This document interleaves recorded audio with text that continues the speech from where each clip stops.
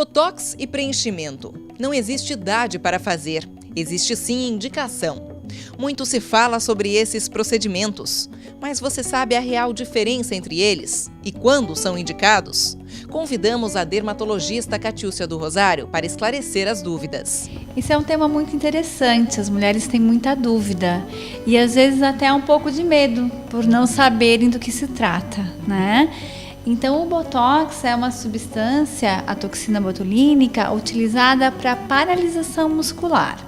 Então ele é usado para lugares onde nós temos as rugas que se mexem. Então rugas quando a gente faz com a expressão. Quando a gente sorri, quando a gente faz cara de brava, cara de assustada. Então, nesses pontos, a gente aplica a toxina botulínica para causar um relaxamento da musculatura e com esse relaxamento a gente diminui as rugas. Então, o Botox ele atua bem de maneira preventiva para diminuir rugas.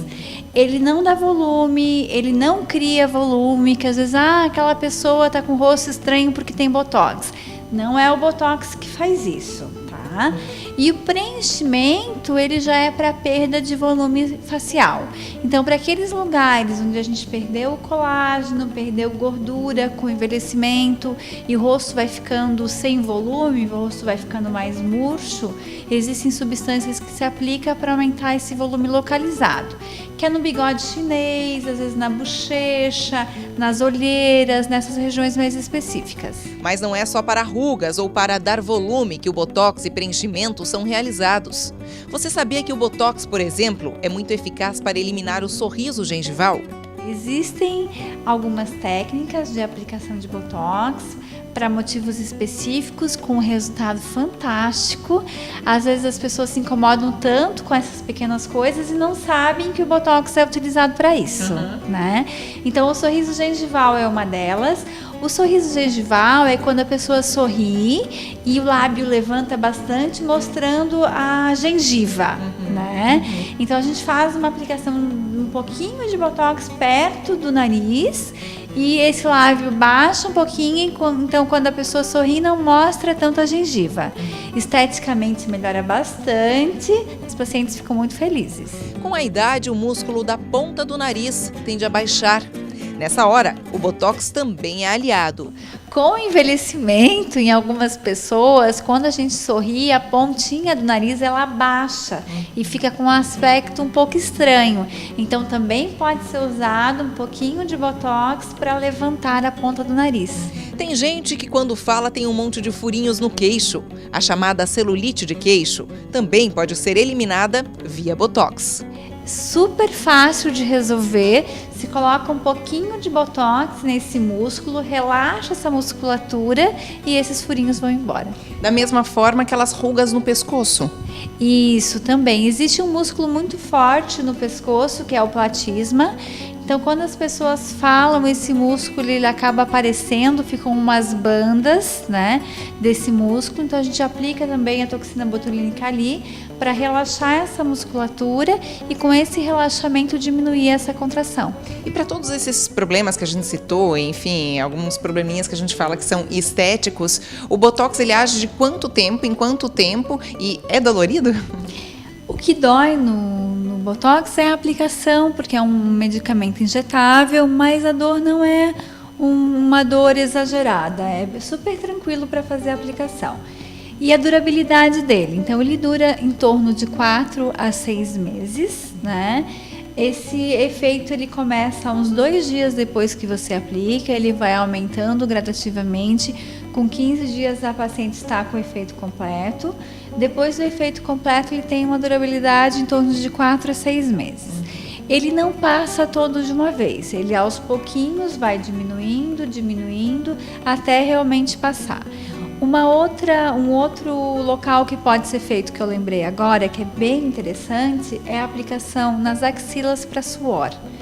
Então, além da questão estética, o Botox também é utilizado para diminuir suor e é bem interessante, o resultado é excelente para pacientes que têm um suor excessivo, então uma hiperidrose, e melhora muito. O preenchimento de ácido hialurônico também atua em outras funções do que simplesmente preencher volumes. A mudança de uns 2 anos para cá é bem significativa.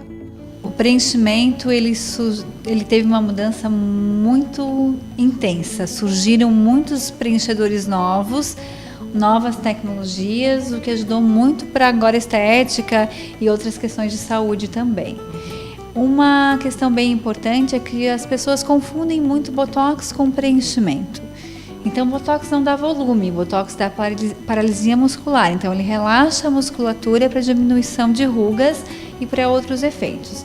O preenchedor não. O preenchedor a gente busca volumizar, dar volume em algum local que precisa. Então, é feita uma análise do rosto da paciente para avaliar onde precisa e é aplicado naquele local.